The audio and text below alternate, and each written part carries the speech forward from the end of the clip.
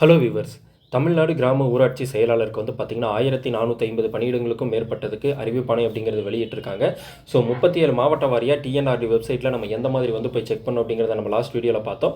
And இதுக்கு கேட்கக்கூடிய 100 முக்கியமான கொஸ்டின்ஸ் அந்த ஊராட்சி நிர்வாகம் சம்மந்தப்பட்ட அண்ட் அந்த கிராம ஊராட்சி செயலாளர்னா உங்களோட ரோல்ஸ் அண்ட் ரெஸ்பான்சிபிலிட்டிஸ் என்ன, நீங்கள் யாருக்கு கீழே வேலை செய்வீங்க, அண்ட் உங்களுக்கு யாரெல்லாம் வந்து பார்த்தீங்கன்னா உங்கள் கீழே வேலை செய்வாங்க, நீங்கள் யாருக்கு கீழே வேலை செய்வீங்க, அண்ட் உங்களுக்கு என்னென்ன அதிகாரம் இருக்குது, அண்ட் பேரலாக அந்த கிராம ஊராட்சி தலைவருக்கு இருக்கக்கூடிய அந்த இதில் வந்து உங்களுக்கு என்னென்ன ரோல்ஸ் இருக்குது அப்படிங்கிறதுலாம் வந்து பார்த்தீங்கன்னா பார்த்தோம். ஸோ அது ரொம்பவே வந்து பார்த்தீங்கன்னா யூஸ்ஃபுல்லாக இருக்கும்னு நினைக்கிறேன். ஸோ அது இது வரைக்கும் உங்கள் ஃப்ரெண்ட்ஸ் யாராவது இந்த மாதிரி அப்ளை பண்ணியிருக்காங்க அப்படின்னா அவங்களுக்கு ஷேர் பண்ணுங்கள்.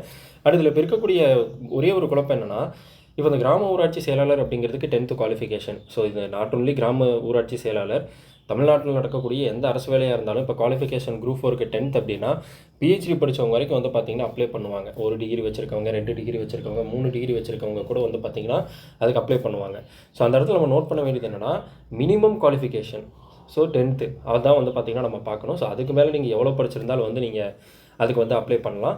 ஸோ இப்போ இந்த கிராம ஊராட்சி செயலாளருக்கு வந்து 10th தான் சொல்லியிருக்காங்க. பட் இது எப்படி எடுப்பாங்க, இப்போ எப்படி வந்து அவங்க நெக்ஸ்ட்டு ப்ராசஸ்க்கு வந்து ஃபில்டர் பண்ணுவாங்க அப்படிங்கிறத பார்க்கலாம். ஏன்னா இப்போ அந்த கிராம உதவியாளர்னு ஒன்று இருக்குது. அந்த கிராம உதவியாளருக்கு வந்து இப்போ நீங்கள் அப்ளை பண்ணதுக்கப்புறமா அவங்களோட சர்டிஃபிகேட்லாம் ஃபில்டர் பண்ணி எவ்வளோ பேர் அப்ளை பண்ணியிருந்தாலும் அதில் யாரெல்லாம் கரெக்டான முறையில் அப்ளை பண்ணியிருக்காங்களோ அவங்க எல்லாரையுமே வந்து நெக்ஸ்ட் ரவுண்டு எழுதுதல் திறனறி தேர்வு அப்படிங்கிறதுக்கு இன்வைட் பண்ணுவாங்க. ஸோ ஒரு ஃபார் எக்ஸாம்பிள் இப்போ ஒரு வட்டாட்சியர் அலுவலகத்தில் வந்து ஒரு 10 கிராமத்துக்கு வந்து அந்த மாதிரி வந்து வேகன்சி கிரியேட் ஆயிருக்கு அப்படின்னா, அப்போ 10 கிராமத்துக்கு சேர்த்து ஒரு 1500 அப்ளிகேஷன் வந்திருக்கு அப்படின்னா, அந்த 1500ல் ஒரு 1000 பேர் வந்து ஃபில்டர் பண்ணி அவங்களுக்கு ஹால் டிக்கெட் அனுப்பி எல்லாருக்கும் வந்து பார்த்திங்கன்னா ஒரு நாளைக்கு 100 பேர் இல்லை 150 பேர் அப்படின்னு சொல்லிட்டு ஒரு வாரம் வந்து பார்த்திங்கன்னா கண்டக்ட் பண்ணுறதுக்கான சான்சஸ் இருக்குது. இல்லைனா அதுலேயுமே வந்து ஃபில்டர் அவுட் பண்ணலாம். அவங்க வந்து இல்லை இவ்வளோ நபர்கள் வந்து கூப்பிட முடியாது நேர்காணலுக்கு அப்படின்னு முடிவு பண்ணிட்டாங்க அப்படின்னா, அப்போ அதில் ஃபில்டர் பண்ணி ஒரு 500 பேர் ஃபில்டர் பண்ணி அதுக்கப்புறம் வந்து பார்த்திங்கன்னா அவங்களுக்கு நேர்காணல் அனுப்புவாங்க. ஸோ இது வந்து பார்த்திங்கன்னா கிராம உதவியாளருக்கு. பட் இந்த கிராம ஊராட்சி செயலாளருக்கு எப்படி எடுப்பாங்க அப்படின்னு சொல்லிட்டு நம்ம பார்ப்போம். ஸோ கிராம ஊராட்சி செயலாளர் தேர்வு முறை. கிராம ஊராட்சி செயலாளர் பதவிக்கான நியமனம் என்பது மாவட்ட அளவிலான நிர்வாகத்தால் நடத்தப்படுகிறது. இந்த பணியிடங்களை நிரப்ப டிஎன்பிஎஸ்சி போன்ற மாநில அளவிலான போட்டித் தேர்வுகள் காம்படிட்டிவ் எக்ஸாம்ஸ் பொதுவாக நடத்தப்படுவது இல்லை. ஸோ இது குரூப் 4 மாதிரி நடக்காது. ஸோ ஃபஸ்ட்டு கல்வி தகுதி மற்றும் வடிகட்டுதல் அது வந்து பார்த்திங்கன்னா பார்க்கலாம். Educational qualification and filtering. இந்த பணிக்கு விண்ணப்பிக்கும் விண்ணப்பதாரர்களின் தகுதியை உறுதிப்படுத்த 10ஆம் வகுப்பு மதிப்பெண்கள் முதன்மை அளவுகோலாக பயன்படுத்தப்படும். ஸோ அடிப்படை தகுதி வந்து பார்த்திங்கன்னா 10ஆம் வகுப்பு தேர்ச்சி. வடிகட்டுதல் எப்படின்னா, விண்ணப்பதாரரின் எண்ணிக்கை அதிகமாக இருக்கும்போது மாவட்ட நிர்வாகம் அல்லது ஊராட்சி ஒன்றியமானது விண்ணப்பதாரர்களை அவர்களின் 10ஆம் வகுப்பு அல்லது அதற்கு மேற்பட்ட கல்வி தகுதியின் அடிப்படையில் வடிகட்டி நேர்காணலுக்கு அழைக்கப்படுபவர்களின் பட்டியலை தயாரிக்கும் அப்படின்னு சொல்லியிருக்காங்க. ஸோ இது வந்து நிறையா பேர் வந்து அப்ளை பண்ணியிருக்காங்க அப்படின்னா, அப்போ வந்து அவங்களோட 10ஆம் வகுப்பு அல்லது அதற்கு மேற்பட்ட கல்வி தகுதியின் மதிப்பெண்களை வச்சு வந்து பார்த்திங்கன்னா ஃபில்டர் பண்ணுவாங்கன்னு சொல்லியிருக்காங்க. ஸோ உயர்ந்த கல்வி தகுதின்னு போட்டிருக்கு. ஸோ உயர்ந்த கல்வி தகுதி பொதுவாக இந்த பணிக்கு 10ஆம் வகுப்பு மட்டுமே அடிப்படை தகுதி என்றாலும் உயர் கல்வி தகுதியை 12th டிகிரி பெற்றவர்களும் விண்ணப்பிப்பதால் தகுதியான நபர்களை தேர்ந்தெடுக்க இவை கணக்கில் எடுத்துக்கொள்ளப்படலாம் அப்படின்னு சொல்லிட்டு போட்டிருக்காங்க. ஸோ இதில் வந்து நான் என்ன சொல்ல வரேன்னா, 10th போதும். ஸோ 10th படிச்சிருந்தாலே வந்து பார்த்திங்கன்னா போதும். பட் இதுக்கு அப்ளை பண்ணுறவங்க அதுக்கு மேலே இருக்கவங்களும் டிகிரி முடித்தவங்க 12th முடித்தவங்களும் அப்ளை பண்ணுறனால இந்த மாதிரி வந்து மார்க்ஸை பேஸ் பண்ணி வந்து அவங்கள வந்து ஃபில்டர் பண்ணலாம் அப்படின்னு சொல்லியிருக்காங்க. ஸோ இது வந்து பார்த்திங்கன்னா 100% கிடையாது, பட் இந்த மாதிரி பண்ணலாம். ஓகேங்களா. அடுத்து வந்து நேர்காணல். கிராம ஊராட்சி செயலாளர் பணிக்கு தேர்வு செய்யப்படும் முறையில் நேர்காணல் ஒரு முக்கிய பகுதியாகும். தேர்வு முறை. எழுத்து தேர்வு பொதுவாக இல்லை. தகுதியான விண்ணப்பதாரர்கள் நேர்காணல் மூலம் தேர்ந்தெடுக்கப்படுவார்கள்.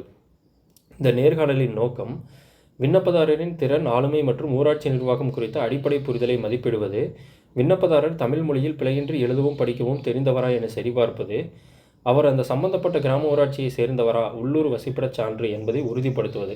ஸோ நீங்கள் கண்டிப்பாக வந்து அந்த ஊராட்சிக்குள்ளே எங்கேயாவது ஒரு பக்கம் வந்து பார்த்திங்கன்னா இருக்கணும், வாழணும். உங்களோட நீங்கள் வாழக்கூடிய பகுதி வந்து அந்த ஊராட்சியாக இருக்கணும். அந்த விண்ணப்பதாரர் வந்து தமிழில் வந்து நல்லா எழுதவும் படிக்கவும் தெரிஞ்சிருக்கணும். ஸோ இது கிராம உதவியாளருக்கு எக்ஸ்பெக்ட் பண்ணுறாங்கன்னா உங்களுக்கு கண்டிப்பாக எக்ஸ்பெக்ட் பண்ணுவாங்க. அந்த விண்ணப்பதாரரின் திறன், ஆளுமை மற்றும் ஊராட்சி நிர்வாகம் குறித்த அடிப்படை புரிதலை மதிப்பிடுவது. இதுக்கு தான் நம்ம லாஸ்ட்டில் 3 வீடியோ போட்டிருக்கோம். ஸோ ஃபஸ்ட்டு ஒரு வீடியோவில் 28 கொஸ்டின், அடுத்து வந்து பார்த்திங்கன்னா ஒரு 32 கொஸ்டின், அடுத்து வந்து ஒரு 40 கொஸ்டின்னு சொல்லிட்டு மொத்தமாக பார்த்துருக்கோம். ஸோ இது வரைக்கும் பார்க்காதவங்க அதை பாருங்கள். ஊராட்சி நிர்வாகம் சம்மந்தப்பட்ட அத்தனைக்குமே வந்து அதில் ஆன்சர் இருக்கும். ஸோ நெக்ஸ்ட் வந்து முக்கியமான நியமன அளவுகோல்கள் அப்படிங்கிறது என்னென்னு பார்ப்போம். ஸோ இறுதி தேர்வு பெரும்பாலும் பின்வரும் காரணிகளின் அடிப்படையில் அமையும். கல்வி தகுதி மற்றும் மதிப்பெண், குறிப்பாக 10ஆம் வகுப்பு மதிப்பெண் வடிகட்டலுக்காக நேர்காணலில் செயல்திறன், நேர்காணலில் வெளிப்படுத்தும் திறன், உள்ளூர் முன்னுரிமை. ஸோ காலி பணியிடம் அறிவிக்கப்பட்ட ஊராட்சி பகுதியிலேயே வசிப்பவராக இருக்க வேண்டும் என்பது மிக முக்கியமான மற்றும் கட்டாயமான தகுதியாகும்.